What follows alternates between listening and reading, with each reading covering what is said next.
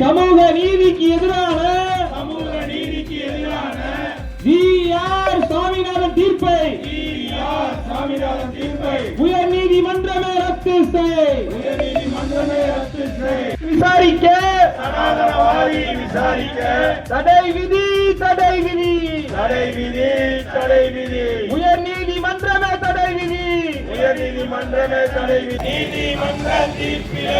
நீதிமன்ற தீர்ப்பிலேயே அரசு செய்யாத